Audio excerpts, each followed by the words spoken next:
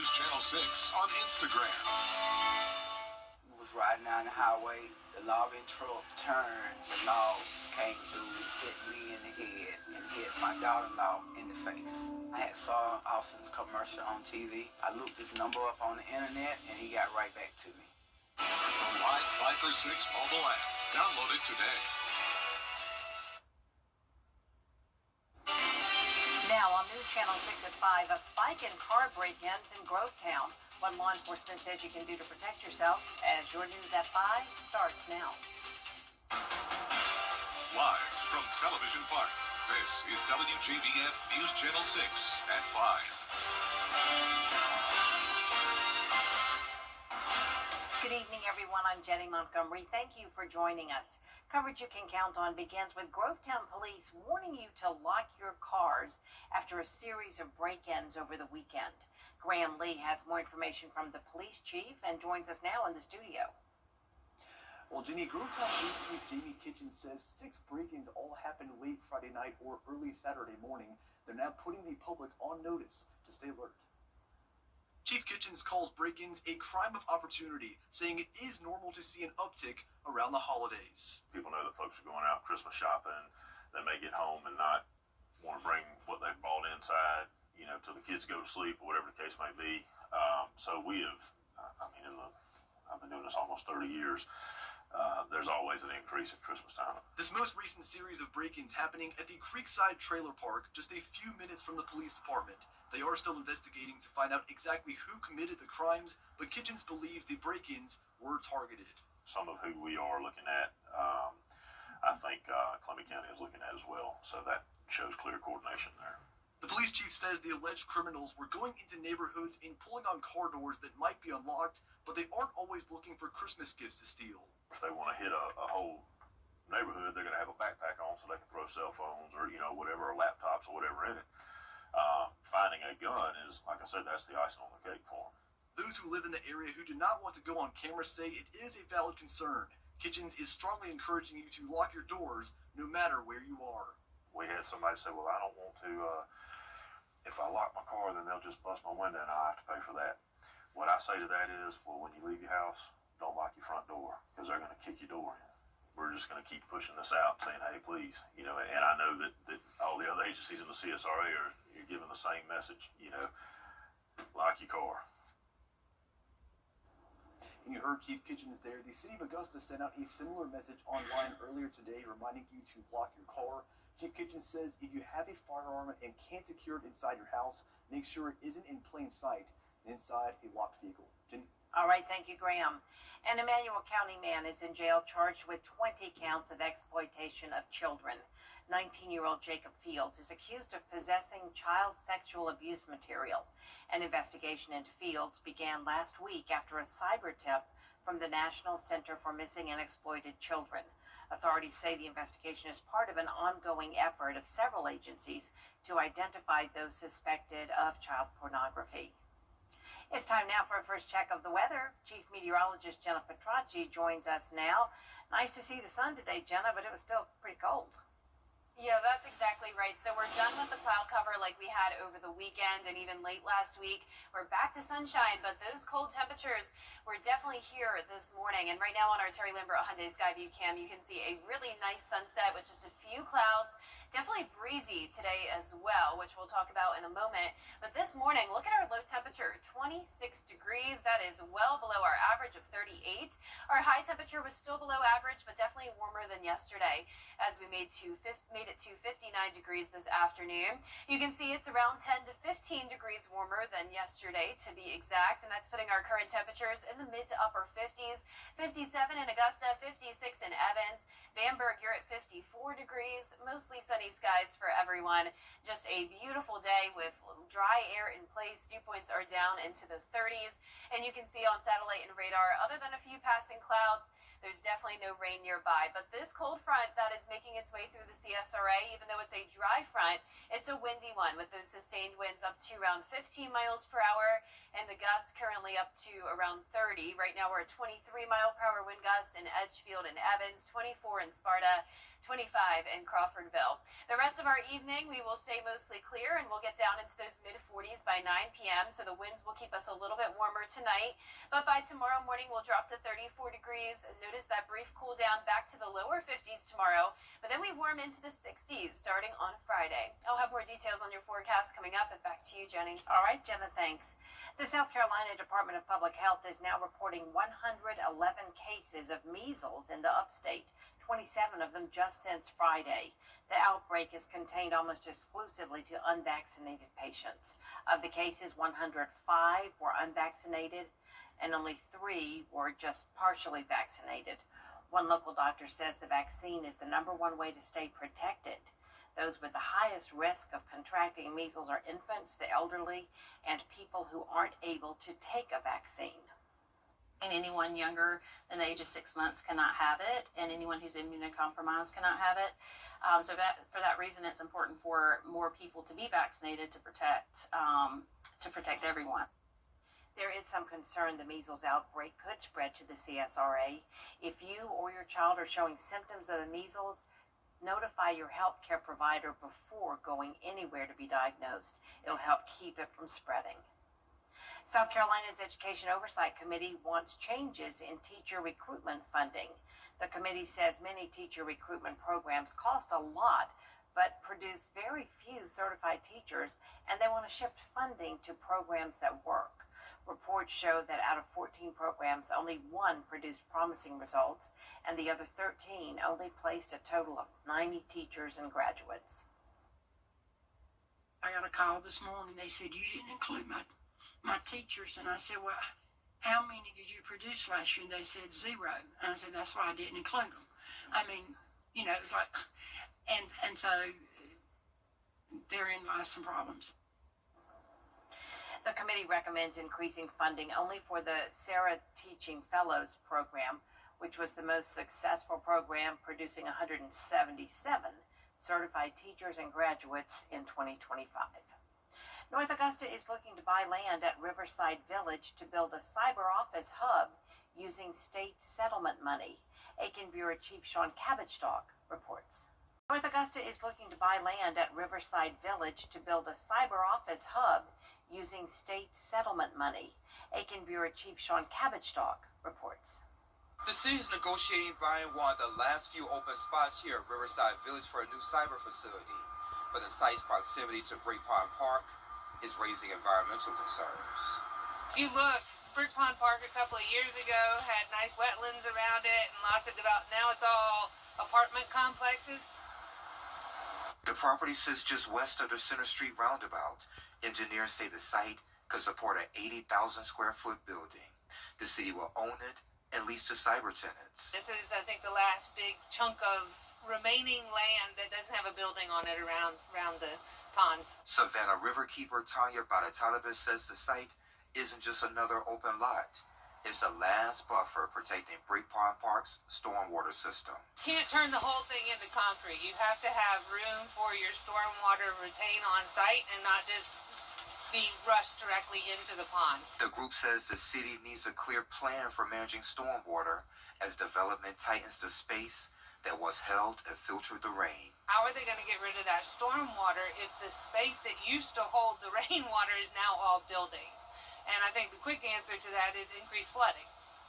The plan replaces earlier proposals for townhomes and retail and moves Riverside Village closer to full build-out. I think there's probably a pretty expansive review that needs to happen of what is North Augusta doing to its riverfront and that community, and is that really what the taxpayers want? Meanwhile, city leaders say this is the beginning of a months-long process with more meetings and votes still ahead.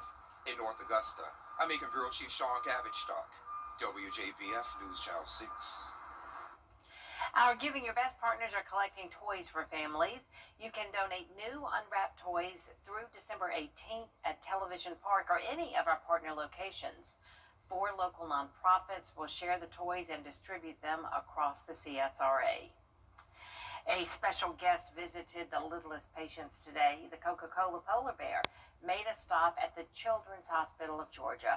The bear brought care packages called Cheeriodicals for the children, courtesy of Coca-Cola United. Well, it means a whole lot to us. You know, we're all about the community. Cheeriodicals is a corporation that pulls teams together for team building, and you know, it's a big day for us to be able to get out, volunteer, my entire team here, and just try to put a smile on these kids' face. Well, everyone loves it. The Children's Hospital received 120 boxes of toys for patients. Last night, the Burn Foundation of America hosted its annual Shop with a Doc event. Pediatric burn patients got a free gift card to have the Christmas of their dreams at Walmart on Washington Road in Evans. Members of the Joseph M. Still Burn Center were on hand to shop with the patients.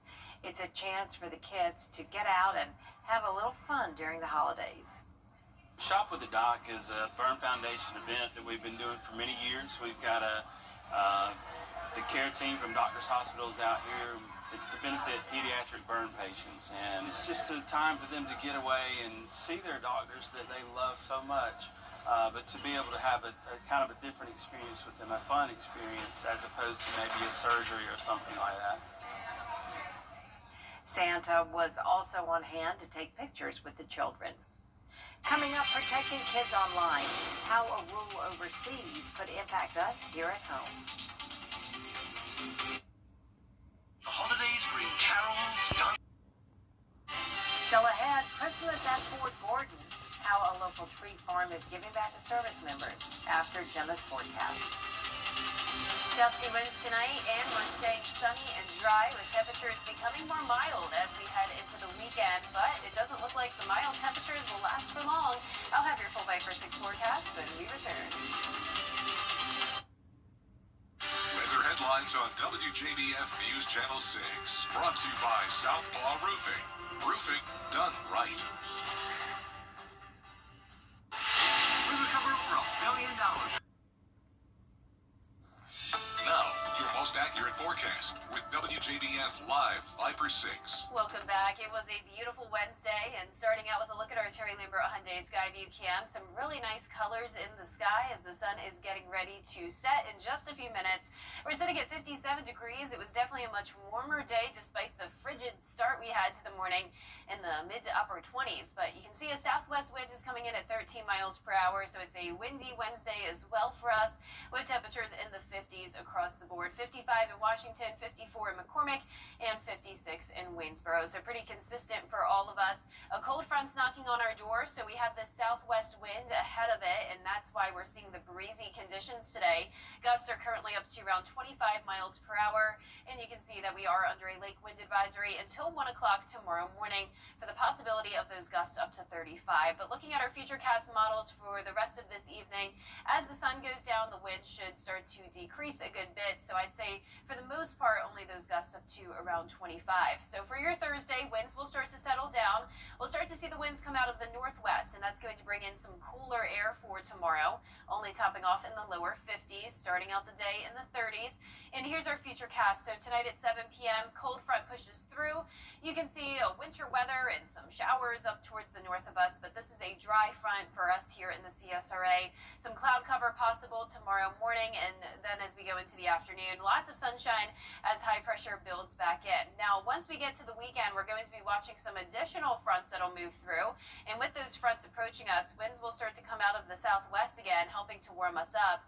First front that moves through will be a weaker one, but we're going to be watching another one from the distance, and that's going to really impact our temperatures moving forward. So ahead of those fronts, we're going to be pretty mild this weekend, 65 on Saturday, a little bit cooler on Sunday at 59, but then notice the big cool down comes in on Monday, going from the 60s back to highs only in the 40s.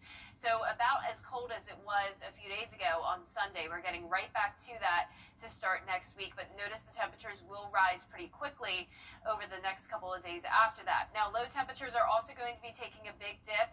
We're going to be at 40 on Sunday morning and then down to those lower 20s on a Monday and Tuesday of next week. And because it's going to be a bit breezy as well, we could be seeing a wind chill in the upper teens on a Monday morning. So definitely some harsh cold air moving in. But looking ahead, all all the way through Christmas Eve. Warmer temperatures are on the horizon. We're seeing some models indicating temperatures potentially reaching 70 leading up to Christmas Eve, and then after that we could see a cool down again. But you know how it is this time of the year. Temperatures are just all over the place, and that's what we're tracking here in the CSRA. So tonight we'll be at around 30 to 35 degrees. Highs tomorrow are going to be in the lower 50s, and that 10-day forecast showing the temperature swings from 65 on Saturday to 44 on Monday, and those low temperatures getting down to the low 20s for a couple days before warming back up quickly with some rain chances starting next Wednesday. All right, Jenna, thanks so much. For the 21st year, Fort Gordon is spreading holiday cheer. Trees for Troops helps military families get a Christmas tree for the holidays. Today, Gage Christmas Tree Farm loaded 28 trees onto a FedEx truck to head to the post. Sponsors had the option to pay and leave a message on the tree for the military families to see. Each family is going to be a recipient of that tree, and it just kind of warms your heart to know that someone's going to get to enjoy that tree for the holiday season. And, you know, like I say, they've given sacrifices to be away from their families, loved ones. So it's just again, that's just a small token of appreciation. Tomorrow, starting at 1 o'clock, trees can be picked up at the Barton Field parking lot. This year, families will need to lift and secure their own tree into the vehicle. Trees are limited to active duty, dependents, and retirees. Up next, a football playing grandpa. What's bringing Philip Rivers out of retirement after the break. It's a fool's play to take on the Christmas Eve starting at 5 a.m. on Antenna TV. The Indianapolis Colts are desperate for a quarterback, and their search has led them to an actual grandfather. Sophie Flay has more. Meet 44-year-old Philip Rivers, an Alabama high school football coach who recently became a grandpa. Oh, and the Indianapolis Colts just signed him as their quarterback. Absolutely hilarious. The Colts have been plagued by injuries. A torn Achilles just ended their starting quarterback season, and their backup is also hurt. Daniel Jones is out for the year. Riley Leonard is week to week. They have Brett Rippon on the practice squad. I cannot confirm, maybe you guys can help, that they've reached out to Troy Aikman to see if he wants to come in for a workout. Despite the mockery, Rivers is no slouch. When he last played in the NFL, he led the Colts to the playoffs. Only problem is, that was 5 years ago. Respect to Philip Rivers. We're just laughing because of how old he is and he's retired for 5 years. And here the Colts are calling him. You know, it's amazing that this has happened. Well, he has some impressive on-the-field stats. His off-the-field stats are pretty impressive, too. Rivers is older than the Colts' head coach and 12 other NFL head coaches. He has 10 kids, including a 2-year-old. His daughter, Hallie, who gave birth to his grandson, is 2 months older than the Colts' backup quarterback who recently got hurt. And despite all his commitments, Rivers famously avoids using swear words. Oh, my God. Dang it. It's baffling, though, isn't it? While he may be changing 2 generations of diapers these days, Rivers won't be setting any NFL records with his age. Tom Brady holds the record for oldest quarterback to start a game at 45. And George Blanda played as a kicker until he retired in 1976 at age 48. The Colts hope to make the playoffs. No word yet on when Rivers may take the field. Sophie Flay, ABC News, New York. Did you get that? He has a 2-year-old and he has a grandbaby. Wow.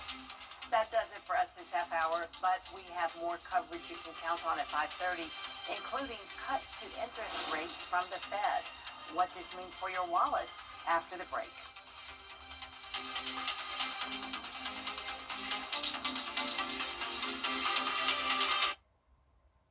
Transform your space.